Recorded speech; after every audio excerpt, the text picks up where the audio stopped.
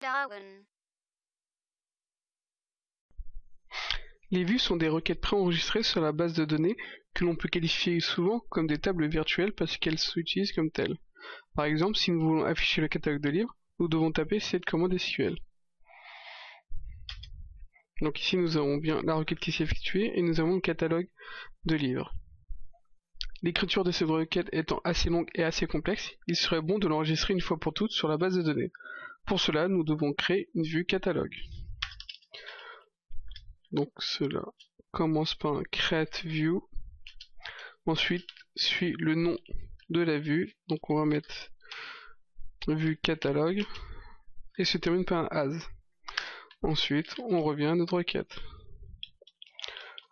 Je vais faire un copier-coller pour que cela aille plus vite. Voilà comment se crée une vue. Donc là, nous avons bien notre requête qui a été lancée et qui s'est effectuée sans aucun souci. Maintenant que nous avons créé notre vue, si nous voulons l'utiliser pour par exemple afficher les titres VO, les noms et prénoms, nous avons juste besoin de taper select titre VO, nom, prénom, from vue catalogue. Donc là nous avons bien notre tableau avec ce que nous voulons, avec juste une petite ligne de commande. Cette vue est une requête select enregistrée sur la base.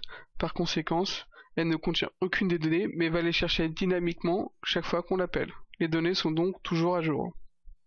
Une vue est assimilée à une table. Donc si nous faisons un show table, nous pouvons voir apparaître la vue au milieu des autres tables. Hop.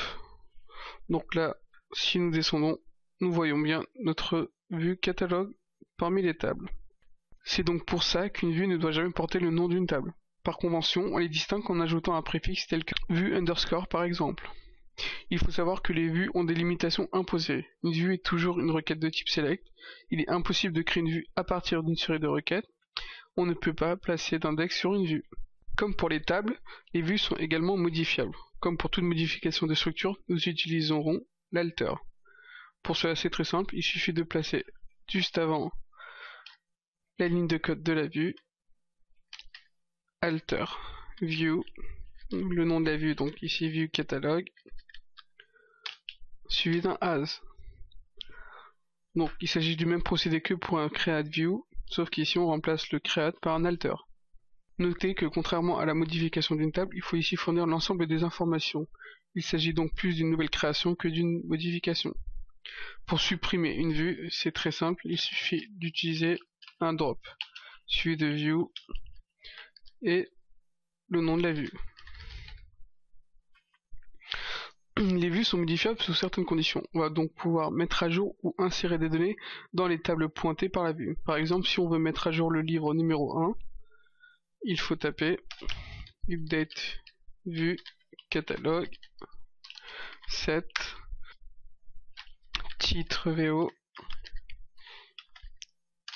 On écrit le titre, puis on utilise where ID livre 6 pour bien indiquer quelle ligne on modifie dans la vue. Donc ici on voit bien que la commande s'est effectuée sans problème. Donc voilà, pour qu'une vue soit modifiable comme précédemment, elle ne doit pas utiliser d'agrégation ni de regroupement tels que group by, sum, count, etc. Le GBD doit être en mesure de lier chaque ligne de la vue à une ligne de la table.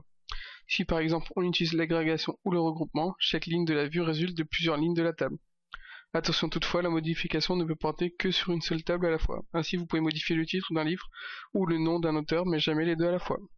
Donc nous avons vu comment créer une vue et l'utiliser à bon escient. Donc nous avons vu comment créer une vue et pouvoir l'utiliser avec des requêtes, l'effacer ou la mettre à jour.